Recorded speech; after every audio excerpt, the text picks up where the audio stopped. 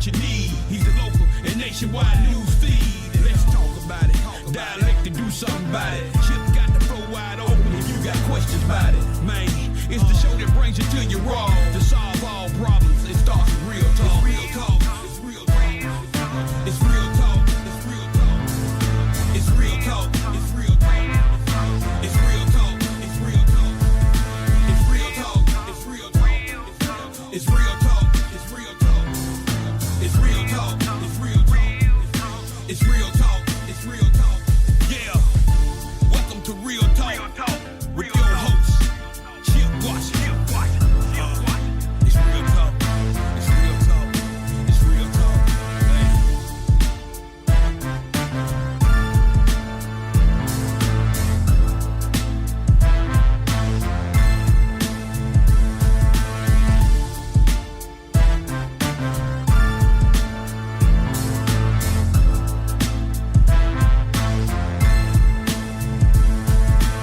And here we go.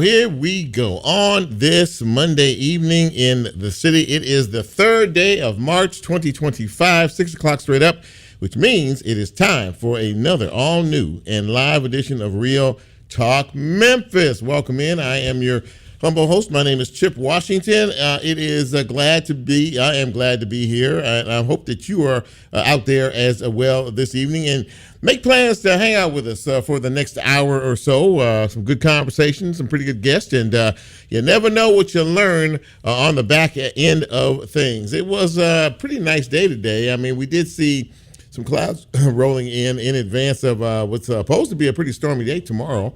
So I hope you got everything you needed to get done today, so you don't have to worry about stuff like that on the back end. We think we have a pretty good show for you tonight. At least we try to put one together for you each and every week, and today is no exception to that. But how do you get this fine piece of radio broadcast? I knew I could feel you thinking about that, so I wanted to get that out of the way first. Excuse me. Of course, we're live right now, 91.7 on your FM dial. That will be WYXR on the FM dial. You can also catch us on the WYXR app. You can also, we are live streaming tonight, and so that means we'll be on Facebook Live, so you can check us out there as well. Lola, is that our mayor that just walked in the door? That is our mayor that just walked in the door. I'm looking at, he just went the other way. We're at Crosstown Concourse, and I was looking at the front door, and I saw a guy walking in. It looked a lot like Mayor Paul Young. And he threw his hands up and waved. So, yeah, it's the mayor. But anyway, back to where I was talking about. We're in another couple of days when the show is posted, you will be able to catch us on YouTube. And we are a podcast. So you can, after the show is posted, you can find us wherever you get your podcast, whatever your platform is. You can check us out. If you happen to miss what we're talking about tonight, or if you want to see it again, you can do that, or hear it again, you can do that as well. In terms of the guest list, I think we're on track tonight. We actually have 4 guests this evening. The first will be the interim superintendent of education for the Memphis and Shelby County Schools. His name is Dr. Richmond. He'll be joining me in just a few minutes. A little bit later on, we're going to continue with the education theme. How many of you are aware that there is a big collaboration and partnership that is going to take place with a couple of our academic institutions? One is Lemoyne-Owen College, and the other is Southwest Tennessee Community College. They are actually going to form a partnership where students who graduate from Tennessee Southwest can enroll into Lemoyne-Owen College and get that HBCU experience. So we'll talk to both the presidents, Drs. Tracy Hall and Dr. Christopher Davis, a little bit later on about all of this. And we are going to speak with the director for the Memphis Office of Youth Services. His name is Brian Harris. And, of course, school will be out before you know it once again. And a lot of folks be looking for something for their children to do. How about working? There is a sign-up going on right now for jobs for the summertime in the city. So we'll talk to Brian about all of that. So there you go. That's a nice little rundown of what things are going to be happening this evening as we move along. But first things first, ladies and gentlemen, if you are celebrating a birthday today, And this is your segment. You made that trip around the sun. It's a big deal. We always want to make sure that we can try to, be here to make a difference because we never know what the Lord has in store for us. Okay? So we can't do that, of course, first of all, we do it by way of the shout out. This is, you get your shout out on in this little segment here, and then we send you on your way. But I can't do that until I say, hit it, Lola. Happy birthday! Happy birthday, happy birthday. Going out to the following folks. Nessa Anderson celebrating her birthday today. Happy birthday to Lo Torres, to Teresa Isom. Happy birthday, Emma Cox Jones. Skip Singletary celebrating his birthday today. Happy birthday to Sheila K. To Kimberly Kimbrough. Happy birthday to Felicia Dishman, Kiki Smith, and my good friend, Mr. Dwayne Benton, all celebrating birthdays today. Happy birthday to each of them. Oh, Lola, you got a birthday today? I do have one birthday. Happy birthday to my sister, Vicki Gregory. Not your sister. My sister. Not Vicki. Oh, fine. Well, listen, Vicki, happy birthday from your sister and from all of us here at Real Talk Memphis. Yeah, she turned 21, so that makes me 19. That's it. I got you. It works. That reverse thing works up very well. I got you. Listen, to each and every one of you, I hope it's been a day filled with love and laughter. And I hope that we are with you next year as you celebrate your next trip around the sun. Happy birthday to all. Thank you, Lola. So a couple of quick news and notes before we get into the broadcast tonight. Many of you are aware that County Commissioner Edmund Ford Jr. Has been indicted on federal charges in reference to some grants that were provided to some nonprofit organizations. He surrendered Friday morning.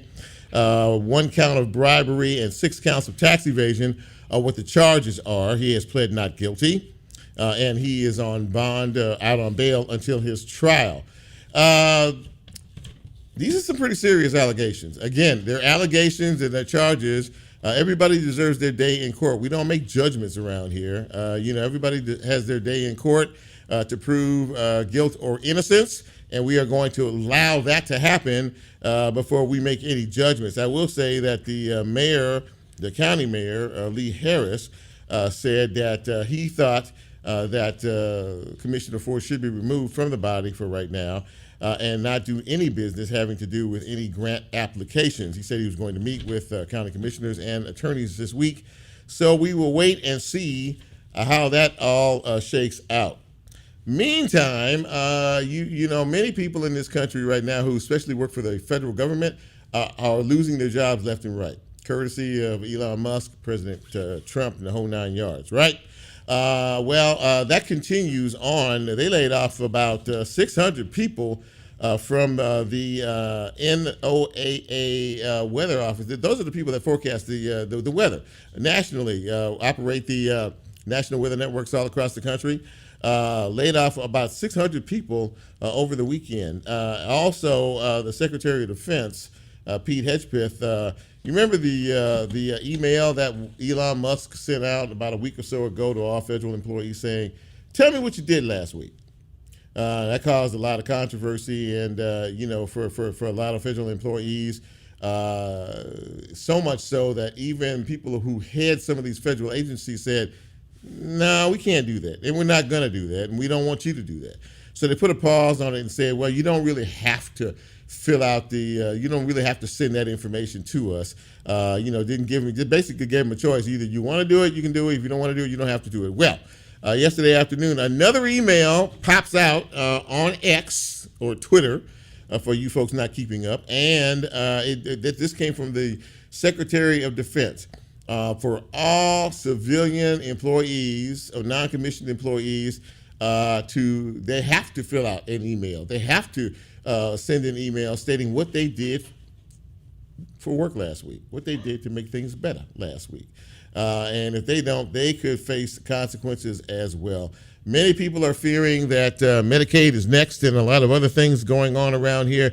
It pays to keep a very close attention to what is happening, but I can't imagine getting up and going to work with good intentions, being a great employee, and you hit the email button to check what transpired, and you see, I'm sorry to inform you that you have lost your job, and you have about 2 hours to get your stuff together and get out of the building. No explanation necessary. Just it's time for you to get up, get out, and go. Cold-blooded, man. Absolutely cold-blooded, no doubt about that. In sports news, the Tigers won yesterday. And Lola's very happy about that. And I think they're going to make the NCAA tournament this year. Everybody's got to get excited about all of that. You go, yeah, that's going to happen. Okay. So we're finishing up strong, and we'll have to keep an eye on all of that as well. But go Tigers, go! All right, so listen, I need to take a break. When we come back, we will get this party started. How about it? This is Real Talk Memphis. I'm Chip. You know who you are. I see you. Reverend Dr. Bishop Jonathan Jamal McReynolds is on Facebook tonight. My daughter, Brianne Nicole Washington, is watching tonight as well as Calvin Donovan and Dedrick McGee. He's a church member, by the way. They're checking things out this evening. I hope you will as well. Let's take a quick break, and we'll be right back. Don't go away.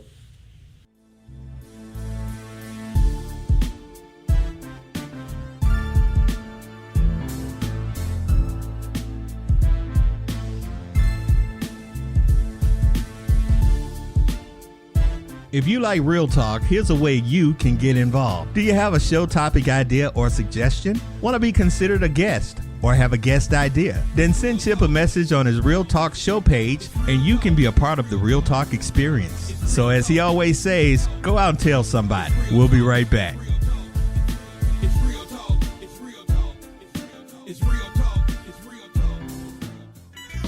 Support for WYXR comes from Freedom Prep Academy, celebrating 15 years of academic excellence, preparing all students in grades pre-K through 12 to excel in college and in life. With 5 schools in Westwood and Whitehaven, Freedom Prep is now enrolling for the 2025-26 school year. More information on enrollment at freedomprep.org or 901-498-1849.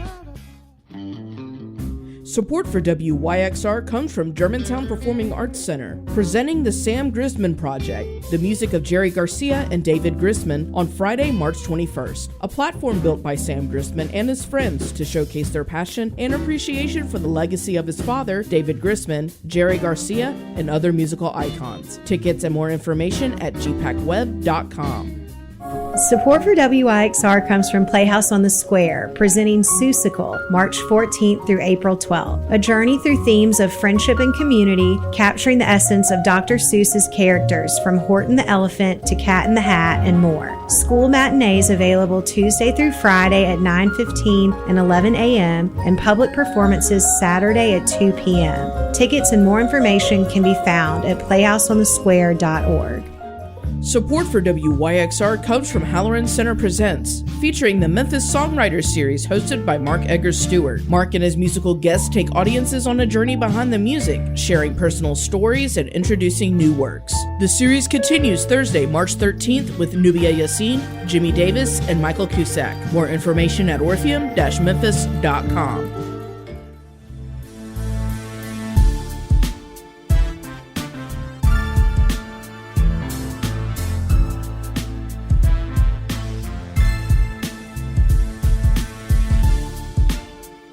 Get Real Talk on the TuneIn mobile app under WYXR, and he's now streaming live on Facebook. And you can also catch a rebroadcast on YouTube. Just put WYXR in the search box and hit subscribe.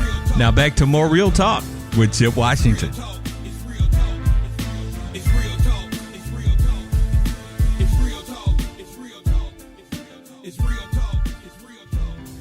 And welcome back to Real Talk Memphis on this Monday evening in the city. Chip Washington with you. Glad to have you with us as well. I'm looking at my live stream here and it's acting up, but that's okay. We'll figure all that out before it's all said and done. There it goes. So listen, glad to have you all with us and very happy to have my first guest with us. This is his first trip on this side of the road on our program. Of course, He is the interim superintendent of education for the Memphis and Shelby County Schools. He is Dr. Roderick Richmond, and Dr. Richmond. I'm giving you deference, sir, because the doctor. It's great to have you on the show. How you doing tonight? I'm wonderful tonight, and I want to thank you, Mr. Washington, for having me on. I really do. Look, man, if you and I are gonna be friends, you're gonna have to come up off the Mister. Just call me Chip, okay? That's the only it's the only way I know. Okay. Listen, you're looking awful clean and sharp in that bow tie tonight, there, fella. I just wanted to let you know. Thank you. You're looking good. Thank you. So listen, it has been quite the ride since you have taken that seat. We all know what has happened up until this point. We all know that. A lot of folks are still processing and dealing with things that happened fairly recently, but you are now in that seat, which means you are now in charge. And I wanted to find out, even with all of the turmoil and everything else that happened before you assumed that seat, and now you're in a position to make your mark, make a difference in terms of leadership. So let me ask you, with everything that has happened up to this point, how are you processing everything on a day-to-day basis? Yes, sir. Well, thank you for that question. And again, thank you for inviting me on your show. Sure. I'm taking it one day at a time. First of all, I'm trying to make sure that we stabilize the district and we provide the continuity that we know the district needs in order for it to move forward. Working closely with my senior leaders. I'm also working closely with our board to ensure that we're working together in lockstep to make sure that I'm building the relationships both internally and externally to move our district forward. In the meantime, I'm also reviewing org charts, looking at our compensation, looking at our org chart and making sure that it has the form and function that it needs to be able to provide the supports and systems needed to deliver the resources and materials that our schools and students need each and every day. And one thing that is very important in all of this is building trust. And I think you mentioned that. Building trust is extraordinarily important, especially with everything that is happening and everything that is going on. And developing a kinship, if you will, a relationship with the current school board in the midst of the fact that the state is looking to try to take over this district. I know you can't really be focused on that. How are things in your process in going about trying to build a full relationship with the current 9 board members that exist now? Yes, sir. When you look at relationships, there. I work with each board member as an individual. I know collectively they're all board members. What I want to just share with the public is this past week, Friday and Saturday, we had a retreat, and to have all 9 board members active and engaged really spoke loudly to me as well as the public. I've tried to make sure that there's two-way communication each and every day with our board. Making sure each day I'm giving them a briefing report. If there's anything going on in and around our district that I feel is newsworthy, I'm reaching out to them and immediately letting them know. I'm also keeping them abreast of things that I think we need to do to improve our district, but also to move our district forward. And so when you're talking about communication, it's a two-way street. Much of when you're in a leadership role, 75% of it, people will tell you, particularly in education, is about communication. So I try to make sure that I'm communicating orally as well as written communication to and from our board is succinct, and they understand where we're headed and where I stand. That building trust is a two-pronged process. Not only building trust and a relationship with the board members, as you mentioned, that we have a community that is very involved, very invested in all of this, in the education of their children. How do you go about, Dr. Richmond, how do you go about doing that? You have a lot of folks that's been, we're all aware of the heat and the tension that has gone through all of this process. But how do you go on now as the new superintendent to try to build trust within the community sector? Yes, sir. Trust is one of those things. I recently spoke to principals, assistant principals, counselors, and much of our staff about trust and what trust means to me. You can't make a person trust you, but if they look at and they can see that your words and deeds match, people have to choose to want to follow you and they have to choose to want to trust you. So the one thing I want to do is to ensure that my words and deeds match, that if I'm saying that we're going to have a transparent administration, people can see those deeds matching my words. If I'm saying that as a leader, I'm going to lead with integrity, people have to see that my words are matching my deeds. And so those are some of the things that I want to ensure happen, that my words and deeds match. But I also think when you're looking at credibility and building trust, people have to work with and through other people. Those individuals who worked with me before, I'd like to leverage those relationships and their influence for them to let people know that I'm someone of integrity. I'm someone who can be trusted.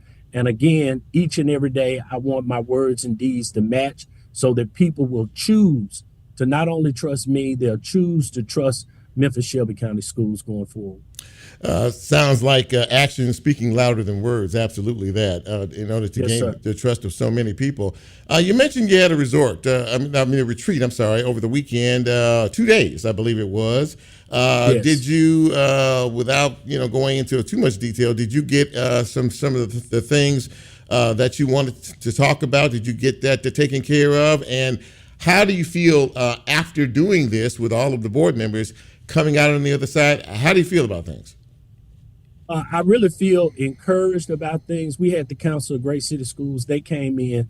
The Council of Great City Schools did an audit, an academic audit back in the fall. And so they came and shared the results of that audit so that, again, we could use that information to be informative as we start to look at, again, our org structure, ensuring it has the form and function necessary to support our schools. Also looking at our academic plan and our strategic goals going forward. They talked about our academic plan and gave feedback as it relates to the way we're structured and our academic programming. So we're going to use that information to put our strategic plan together, to also put our academic plan together, as well as some other comprehensive plans that we need, like a facilities plan. All of those things working together to, again, move our district forward. You asked about how do I feel about it. I think it was extremely informative to our board. Our board left with a wealth of knowledge, but they also left with questions, probing questions, again, that I think are necessary for us to work together to make our district the #1 urban district in the country. So, when you talk about challenges in a position like this, there are many. Of course, we're talking about infrastructure, which you sort of briefly mentioned. That's a big deal. Yes, a lot of our schools aging and falling apart, and they need a lot of work. We're talking about test scores. We're talking about reading. We're talking about math and graduation rates, and we're also talking about absenteeism, truancy. There's a lot on the plate, isn't there? There really is a lot to take on, isn't there? Yes, sir. Yes, sir, it is. But it's never the load. It's always the way you carry it. And the way I explained to my team as well as board members, one of my favorite authors is John Maxwell. He says, one is too small a number to achieve greatness. So it's going to take the collective will and expertise of not just me and my team, but this whole entire community for us to move our district forward. I was going to ask you if you had a message for folks who might be listening or watching this right now in terms of giving you an opportunity to implement your plan and work with your colleagues and the board members. What would that message be? The message would be that my team and I, along with our senior leaders, our board, along with even many partners in the community, we're working together. We're trying to ensure that we do what's right for children. Children will always be first and centered when it comes to decisions that we make that'll be data-driven decisions. But we can't do this without everybody. We need everybody on board. We need everyone rowing in the same direction. We need to ensure our goals are aligned throughout the district and this community, regardless of where you sit, so that, again, we can move our district forward. So goes our school district, so goes our community. Well, listen, man, I'll say this, you've been with the district for a very long time, so you understand, how things go. You're in charge now. You're in the seat now. Let me ask you one final question, and I'd be remiss if I didn't ask you your thoughts about the possibility of the state interceding in terms of our district and trying to put their hand in all of this. What's your thought about that? My thought about it is, first of all, I've worked with the state on a number of initiatives. I don't want to make an assumption about legislation that hadn't been finalized. I very much try to live my life in the now so that, again, we can truly focus on what's important, and that's the children and everybody as well now. If we do what we need to do now, moving forward, we may be able to starve off any type of state intervention. So I'm going to just hope and wish for the best in hopes that doesn't happen. But until that happens, we're going to move this district forward. Dr. Roderick Richmond, ladies and gentlemen, interim superintendent, Memphis and Shelby County Schools. Dr. Richmond, great to see you. Great to have you on the show. This is your first time, but I hope that it won't be your last time visiting with us. Yes, sir. Yes, sir. Thank you, Mr. Washington. I've always been an admirer of yours and your ability to communicate. Thank you for having me on. I appreciate you, man. I'm sure we'll talk before the year's out. Absolutely that. Yes, sir. All right, take care. Thank you now. You too. All right, there you go, ladies and gentlemen. Dr. Rod Richmond, he had a lot to say and is a very positive man. And, of course, right now, as he said, we need to focus on our young folks, and we need to make sure that they are continuing to head in the right direction. Lots of challenges, but I think the man is up for the task. Let us take a break. When we come back, we will continue on this edition of Real Talk Memphis. I'm Chip. You know who you are. We'll be right back. Don't go away.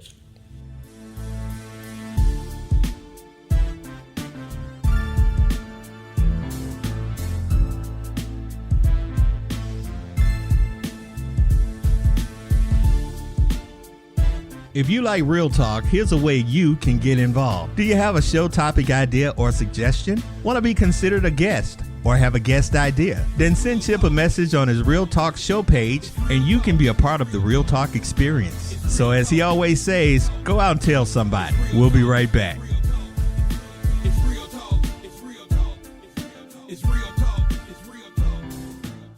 Want to make a big impact without getting lost in a big system? Join Youth Villages to be a force for families while becoming part of one. Help make positive changes on a national scale, one community at a time. It takes a family to transform lives. Start with yours. You can apply at youthvillages.org/careers. Riverbeat Music Festival is coming to Tom Lee Park May 2nd through 4th, featuring artists including Missy Elliott, The Killers, Anderson .Paak and the Free Nationals, and more. The full lineup, ticket packages, and more are available at riverbeat.com. Want to reach a passionate audience who loves Memphis's arts and music scene? Sponsor WYXR and connect your brand with the city's creative community. More information at wyxr.org/sponsorship. Support for WYXR comes from Choices, a nonprofit sexual and reproductive health care and Title X clinic. Choices offers little to no cost services, including birth control, HIV testing, counseling services, and more. Appointments can be made online at yourchoices.org or by calling 901-274-3550. Support for WYXR comes from AEG Presents, presenting Craftwork, coming to the Overton Park Show on Tuesday, March 25th of 2025. Tickets on sale now. More information at craftwork.com. Mempho presents Shell Days Music Festival, returning to the Overton Park Shell on Saturday, April 19th, featuring music from Lettuce, Daniel Donato's Cosmic Country, Grace Bowers, and more. Tickets and more information can be found at memphopresents.com.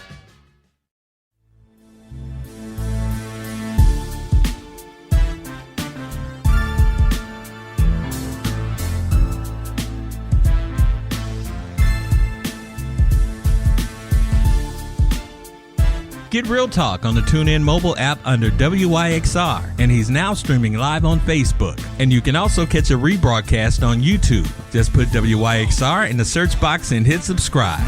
Now back to more Real Talk with Chip Washington.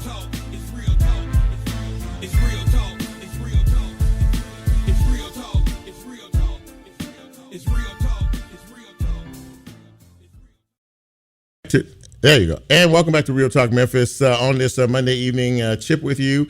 I said at the top of the show, I think my next guests are really on to something here. There's a collaboration, there's a partnership that's about to take place between two of our fine academic institutions here that could really do a lot for both schools. Southwest Tennessee Community College and Lemoyne-Owen College are actually forming a partnership. And, students that graduate from Southwest can attend Lemoyne-Owen College. And, boy, that would be a big, big boom for a whole lot of folks. Absolutely. Even Lola's nodding about that. I do have with me right now the president of Southwest Tennessee Community College. Her name is Dr. Tracy Hall. And Dr. Hall, it is great to see you again. How are you tonight? I'm fine. Thank you. Great to see you again as well. Absolutely that. So I don't know if Dr. Davis is, hopefully he'll join us between now and the time this conversation is over. But since I have you, please tell us a little bit about how all of this came about, because when I heard about it, I thought it was absolutely fantastic. My son actually goes to Southwest Community College, and he mentioned it when I mentioned it to him, and then I would talk to you all about it. He was very excited about that, so he's looking forward to it. But how did all this come about? Well, it came about, Dr. Davis and I, we're neighbors, friends, our families know each other. And so that's always nice to have a good relationship with a colleague. But we talked about how we needed to make sure that our students had a seamless alignment. Our programs were seamlessly aligned, and that how can we make sure that students did not have any barriers when they were trying to transfer. And we said, this is something that we should have done a long time ago and should have happened a long time ago, but the timing is right and timing is now. And this could be best for the students. It removes the barriers for students to go. They'll know what they're doing. As soon as they graduate from Southwest, they have a pathway to Lemoyne. I think that is absolutely amazing. I really think it's such a big, big, big plus for so many young people out there in terms of the academic process. And once they finish up at your place, they can also have that HBCU experience that a lot of our young folks should have. I believe that too is important to you as well. It's very important. And a lot of people don't know that Southwest is a predominantly Black institution. We're not historically Black, but we're predominantly Black. Right. And so the cultural experiences that they have at Southwest, we have a real good nurturing support for our students, and we care deeply about our students. Not that other institutions don't, but students tend to tell us that when they move on to other institutions, they don't get the same type of family environment that we provide at Southwest, but we do know that they will get that at Lemoyne with the historically Black college. And so it just seemed like a natural progression for students to have that pathway from Southwest and the experiences that they have with us, and then to go on to Lemoyne and have a similar experience. A lot of our students are like Dr. Davis and I, we are first generation college students. Yeah. And so it is in our minds, I think as first generations, you wonder, can you do this? Am I college material? We hear people say you're not college material, and I don't know what that means, what that's supposed to mean. But we give them that opportunity to see that if you want to attend college, you can, and we can give you that support. So it's the nurturing, it's the helping them to realize their potential. We don't look at our students, either institution, either of our institutions look at our students from a deficit. We look at them with their assets and what do they bring to our institutions. And we just see it's just a natural partnership that we will work together. When you were named president of Southwest Tennessee Community College, I'm sure you came in with goals and objectives and a lot of things on the agenda. How long have you been at the school? And to this point, are you reaching some of the initial objectives that you had set forth before you got there? How have things been under your leadership at the school? Well, in July, it will be 10 years. No, 10 for real? I know. Yes, 10 I years. promise it seemed like it hadn't been that. I promise you, it doesn't seem like it's been that long. I don't know about No, you, but man, yeah. it's amazing. It has been 10 years. Those years have really flown by. Wow. And when I came, I had a charge, and that was from the governor, actually. Then Governor Haslam talked about what it was the Tennessee to drive to 55, and 55% of Tennesseans would have a credential by 2025. And so that was my charge to do our part in West Tennessee. And we've done a great job in helping to move the needle, but we still have a long ways to go in terms of making sure that our citizens are educated. And that means either a bachelor's degree, an associate's degree, or a credential, because most jobs require some sort of post-secondary credential. Right. And so that's been the work for 10 years. We're moving the needle. Honestly, a lot of what I found when I started at Southwest, as you may know, and I'm sure you know, that the Southwest is a merger of two institutions, State Tech and Shelby State. And so what I didn't realize when I started 10 years ago was that there were still a lot of people that worked at the college that still identified with Shelby State and or State Tech. And what was confusing for students is that depending on which campus they attended, they either got directions on how Shelby State did it, or how State Tech did it, recruitment or whatever. And so we had to bring those institutions together. And so I am proud to say that after 10 years, it's about changing a culture. Yeah. And that's really what it's about. It's about changing a culture. So it's been a challenge, but the rewarding part has been, it's really like building a new college. And so we have a Southwest identity. We have a Southwest way of doing things. And so regardless of the campuses that you are on or you work on, we are Southwest. We still honor the history of Shelby State.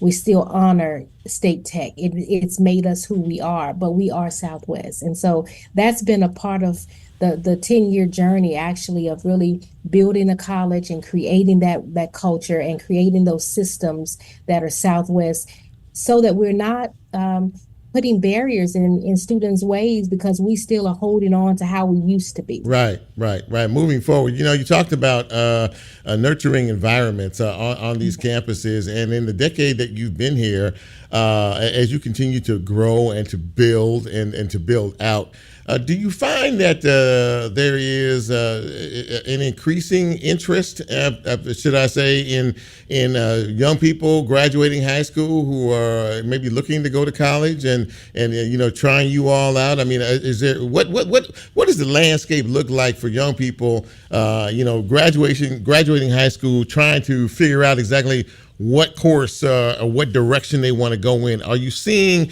that interest level increase any? The numbers going up in terms of that? I'm just curious about that. Well, I will say, if we wait until they graduate from high school and start talking about college, we're already too late. Mm-hmm. And so one of the trends that we're seeing is more interest in dual enrollment. And so those partnerships with high schools, and talking to kids when they're in high school about a pathway to college. But even 11th grade really is too long to wait. And so we have to start earlier. And so we have our Mobile Express unit that we take out into the community, and it's equipped with all sorts of fun little gadgets, like students can learn how to fly they really aren't learning how to fly a plane, but we have a simulator. I know you do. So we help students it kind of captures their imagination when we take the Mobile Express, our Southwest Express, into the community. And so that is really what we've been doing, is trying to reach students earlier, and when they're younger and they have not gotten interested in activities that are not productive. We have to give them an opportunity to see what the future could be for them. And so that helps. And so I hope that answers your question about reaching them earlier. And so that's how you get them to be interested in a post-secondary credential, because they know about it in 8th grade. They know about it in 6th grade, about where they want to go, or even younger. Yeah, they, and you're giving them that opportunity to be able to do that. You're right. You have to catch them younger, at a younger age, to sort of pique that interest. But again, I'm really excited about the partnership with Lemoyne-Owen College. I worked at Tougaloo College in Mississippi, which is an HBCU. I worked there for 5 years, and there was something about, and I promise you, this is just not hyperbole. There was something about walking on that campus every day, and knowing it was an all black school, but there was a piece. It was a centered piece about being on that campus. It was something about that life in college. And I used to talk to the young people. I said, well, why HBCU? What's so special about it? And they all had their individual stories. Some came from a heritage, my father and my mom, and they went here or whatever. But some just said, you know what? I had always heard about it, and I wanted to know what it was all about, to go to an HBCU. They've seen other schools. There's a real sense of pride, isn't there, Dr. Hall, in reference to that? Speak to that for a second, if you wouldn't mind. Yes, and that's what we're excited about for our students, to experience that sense of pride and sense of affirmation of who they are. And again, I mentioned about not looking at our students from a deficit model. And a lot of times institutions can scar students, can scar people. And I don't tend to like terms like at risk. I really despise actually when we call students at risk. And I think students start to internalize those negative ideas and those negative perceptions of themselves. And so it becomes a self-fulfilling prophecy that they live up to the low expectations. And so I think when they are in environments that affirm them, that see them, that recognize them, they're not just a number, they're not just enrollment, but they are the future. And that's what we need for our institutions. That's what we need for our students. And we try our best to provide that for our students at Southwest. And we're excited to know that we have this partnership, and we do have other partnerships that we value as well. But Lemoyne On is an exciting partnership because it's a continuation of that cultural experience that they get with us, and they can continue on with the city's only HBCU. So that's exciting. That's 100% right. And I've talked to Dr. Davis before, and he's a very big cheerleader for LOC, and I know he's excited about this partnership as well. Listen, I'm really excited about all of this, and I hope that these young folks take advantage of what I would consider a very unique and special opportunity to be a part of not one but two fine institutions of higher learning, and I congratulate you all on this. Now, let me ask you this question: When is all this gonna? When is it? I guess start, or when how does all this? I don't know if I'm asking it right, but I think you know what I'm talking about. I mean, yes. Well, hopefully for the fall. Our students will graduate in May. Okay. And then classes begin in August for both institutions. And so if they graduate from Southwest in May, and they can go right on over to Lemoyne in August for the fall 2025 semester. Well, listen, congratulations to you both on this, and to being visionaries, and to really, raising the stakes in a very positive way for our young folks, because they definitely need it. Dr. Tracy Hall, President of Southwest Tennessee Community College. Listen, thank you for coming on the show, and I think I'm going to hit you back sometime in the fall once we get this train moving a little bit, to find out, kind of how things are going and how the students are feeling about this partnership. But thank you so much for taking the time to come on the show tonight. I appreciate you. Well, thank you so much for having me. I appreciate you. Absolutely. Take good care of yourself. There you go, ladies and gentlemen. Yes, ma'am. Yes, ma'am. Dr. Tracy Hall, ladies and gentlemen, over there at Southwest Tennessee Community College, man, hooking up with HBCU. Now, before we go to break, I want to ask Lola, turn your mic on for a second. Now, Lola has a daughter, and she attends an HBCU. She does. And I wanted to get it from the mom about, was it important, do you think, for your daughter to be exposed to a historically black college or institution? I mean, why? Jackson State is a legendary school in and of itself. How important was that maybe for you and even for her? Well, I let her choose. I let her have the choice. I did go to an HBCU. Shout out to Dillard University in New Orleans. And I let her know how great my experience was and how I wouldn't have traded it for the world. And so she chose to go to a HBCU. Well, I think before it's all said and done, I think she's going to make us all very proud. Yes. Addison, she really is. Yes. Let's take a break, ladies and gentlemen. When we come back, we'll continue and we'll talk about the future of our young folks out there. We have a lot of young people here, and they need direction, they need guidance, they need focus. And we're going to talk to a young man about what he is doing to help in that effort. This is Real Talk Memphis. I'm Chip. We'll be right back.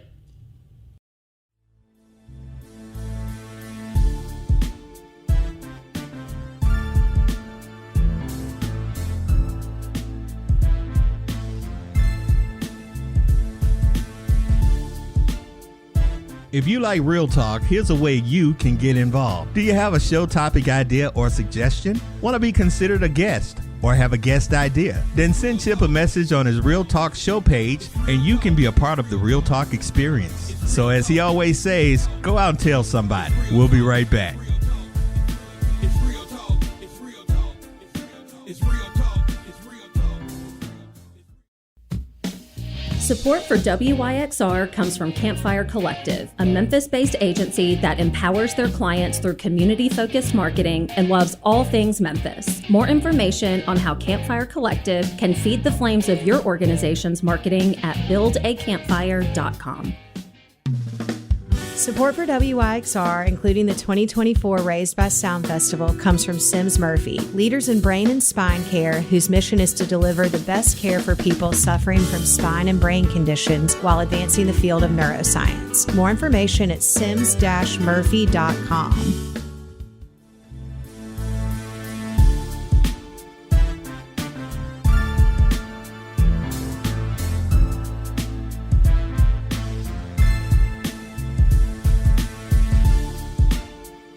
Get Real Talk on the TuneIn mobile app under WYXR, and he's now streaming live on Facebook. And you can also catch a rebroadcast on YouTube. Just put WYXR in the search box and hit subscribe. Now back to more Real Talk with Chip Washington.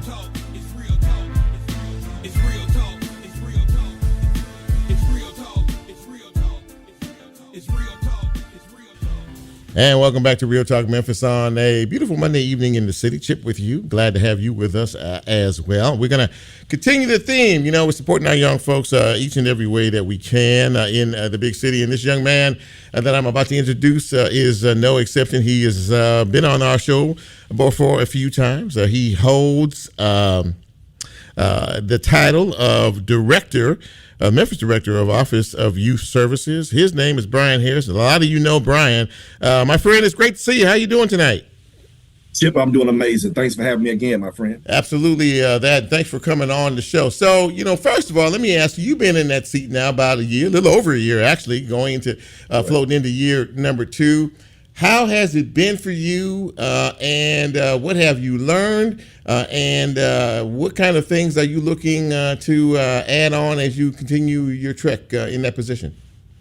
Yeah, Chip, thanks for that question. So this has been an amazing 14 months journey in a young administration. And for me, to be able to see the progression of our young people in every part of the city, because our programs, I made sure, and Mary Young made sure, that we have representation in pretty much all the community centers, which is a total of 26. Wow.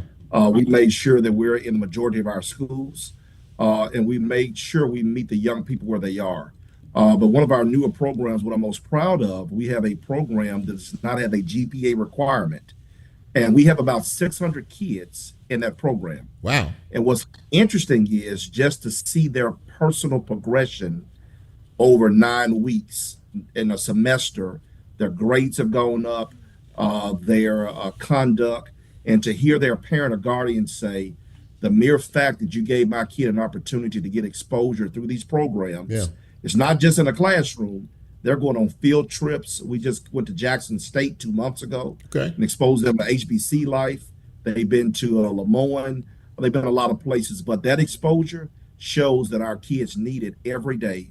And the more we can show them what they can be, they'll rise to the occasion. And having said that, and exposing them, which is a very big deal, which is what you said, and seeing the difference in them, not only you, but their families, their parents, and they go home and they're excited about things because you're being inclusive. That has always been an issue. You know, Brian, you've been doing this thing with these young folks for a very long time, and to be involved and inclusive, that's almost priceless, isn't it, for these young folks? Absolutely. And I always say that the only way that our children would change if we expose them. And one of my favorite quotes is that children are often not good listeners, but they're the best imitators. Yeah. And so for us to show them what they can be, it changes the trajectory and can. Yeah, absolutely that. And, I know that one of the big things around here is when we have school is about out in another couple months or so. Time is moving so quickly. We're getting into the summertime, and we always have that conversation about, here we go, back into the summer, and all these kids out here, and what are they going to be doing, and how do we keep them occupied? I want to talk a little bit about that, your philosophy in reference to that, and then I want to talk about the summer jazz program that you're recruiting for and that's going on right now as well. Yes, sir. So the biggest thing, going back to your point around summer, is that, we cannot have our children have idle summers, meaning they're left to do nothing. Right. So there are a ton of organizations outside of my office who have things for them to do. They're available. Memphis Parks has a ton of events. There are other nonprofit organizations who have projects for young people. Shelby County government also has a summer youth program. Mm-hmm. But I'm so proud of ours because for the first time in history, we have 137 business partners who have signed up to participate in this program. That has never happened. The most I've seen this office historically have is about 60. Oh, wow. We've got 137 business partners who want young people to come into their industry to intern in the city of Memphis. That's huge. That's absolutely huge. And I know that Mayor Young is a big proponent of that. I know you are as well. That has, and being able to have that many partners means a lot of conversation, I would imagine, between you and the mayor and a lot of these businesses out here. What do you attribute that to? What do you attribute such a tremendous growth in terms of that to?